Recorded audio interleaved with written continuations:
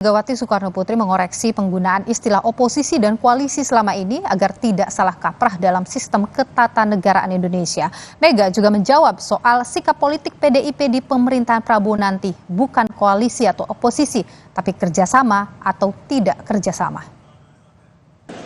Jadi bukan parlementer. Jadi sebetulnya kita ini tidak ada koalisi lalu oposisi. Jadi memang agak susah sebetulnya, karena kalau tidak ikut lalu apa ya? Jadi saya bilang pada mereka bertiga, kerjasama. Informasi terkini dari Rakernas ke-5 PDI Perjuangan akan disampaikan jurnalis Kompas TV ini Putu Trisnanda. Putu, selamat sore. PDI Perjuangan ini bentuk tim pemenangan Pilkada Nasional. Sebenarnya seperti apa itu rinciannya? Dan apakah sudah ada arah sikap politik PDIP di Rakernas hari ini? Ya, selamat petang Niluh dan juga saudara. Tentu ini yang ditunggu-tunggu terutama di agenda Rakernas kali ini, karena memang pembahasannya soal pilkada, bagaimana strategi. Tadi juga Ketua Umum PDI Perjuangan Megawati Soekarno Putri ini memberikan arahan secara langsung kepada kader-kadernya, lebih dari 4.000 kader yang mengikuti Rakernas. Lebih lengkapnya lagi, karena tadi arahannya tertutup, saya akan mengajak Anda Niluh dan juga saudara untuk berbincang dengan Steering Komite Rakernas ke-5 PDI Perjuangan, Bapak Deddy Sitorus. Selamat siang, Pak. Selamat sore. Selamat sore. Kita semangatnya harus siang terus soalnya. Oh, ya. Selamat pagi kalau begitu.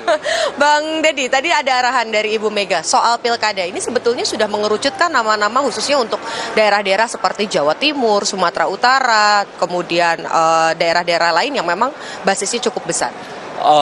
Ini kan level Rakernas ya, tentu tidak hal-hal teknis. Tadi dan juga kemarin Ibu Puan Maharani sore memberikan pengarahan juga terkait pilkada dan soliditas partai. Tadi siang juga Ibu Megawati setelah pandangan umum dari daerah itu juga memberikan arahan untuk dalam rangka pemenangan ya. Jadi bagaimana menghadapi perilaku-perilaku politik atau intervensi yang mungkin terjadi sebagaimana Pilpres kemarin. Lalu bagaimana menjaga soliditas, bagaimana supaya kader kita itu juga mengukur diri dan tidak memaksakan diri, bagaimana kita mencari pasangan atau katakanlah kerjasama politik dengan partai maupun calon lain yang punya garis ideologi yang mirip-mirip gitu ya. Lalu bagaimana kita bisa kembali membangun bonding dengan masyarakat di bawah. Jadi sama sekali belum sampai kepada bicara soal nama-nama, apalagi daerah. Karena itu nanti akan dibahas setelah semua provinsi menyerahkan dokumen tingkat provinsi. Kan yang baru selesai di kita itu proses penjaringan di kabupaten kota, selanjutnya ke tingkat provinsi, baru nanti dikirim ke Dewan Pimpinan Pusat. Jadi mungkin hitungan kita sekitar bulan Juli atau Juni akhir, kita baru DPP baru membahas soal nama-nama atau potensi kerjasama politik. Nah, tapi Bang, kalau kita lihat kemarin kan juga sebetulnya sudah ada beberapa nama yang muncul di beberapa daerah, misalnya Sumatera Utara.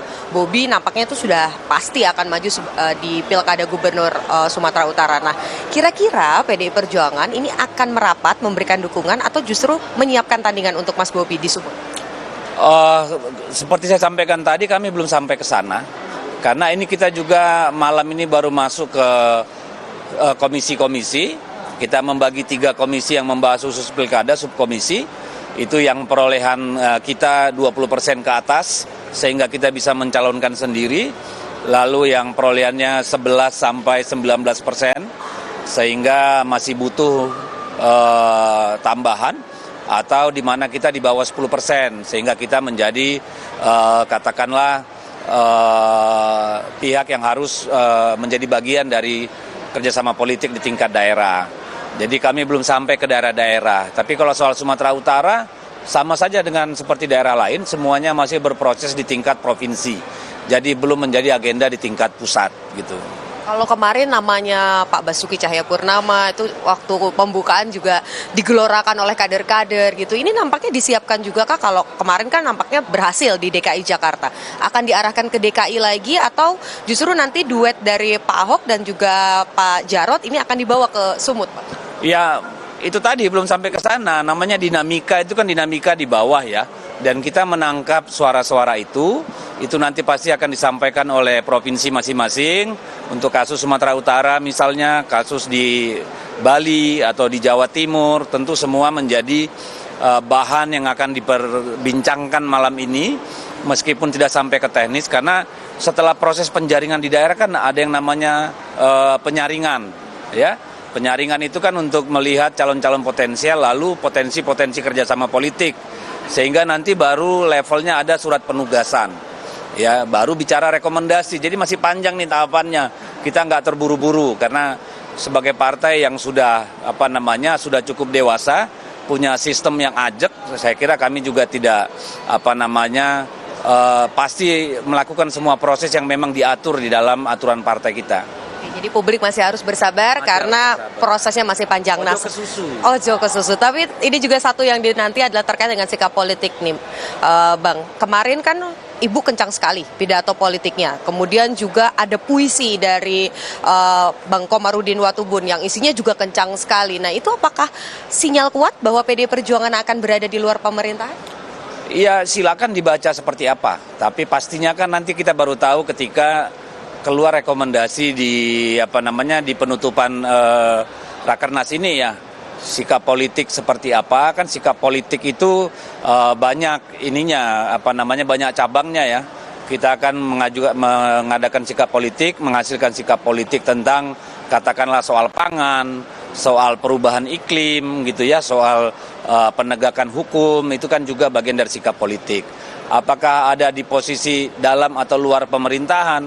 Saya kira kita punya kemewahan waktu untuk terus menyerap apa yang terjadi dalam dinamika politik, dinamika kebangsaan kita hari ini. Jadi saya kira itu nggak perlu diburu-buru juga. Oke, baik. Tapi kayaknya sih cocoknya kalau lihat Ibu kemarin di luar pemerintahan ya, Bang ya? Let's wait and see. Let's wait and see. Apapun itu pasti untuk bangsa, kan seperti itu. Oke, baik. Terima kasih banyak Bang Dedi waktunya untuk Kompas TV. Jadi tadi sudah disampaikan bahwa memang di tingkat rapat kerja nasional kelima ini pembahasannya masih membaca bagaimana peta kemudian juga dinamika di daerah-daerah. Baru nanti kalau sudah mengerucut nanti akan disampaikan kepada publik. Jadi kalau kata Bang Dedi tadi mengutip pernyataannya wait and see. Kita masih disuruh sabar nih loh dan juga saudara. Kita nantikan bagaimana jalannya Rakernas kelima PDI Perjuangan sampai besok pada saat penutupan. Niputu Trisnanda, jurnalis Kompas TV, terima kasih atas informasi Anda. Saudara,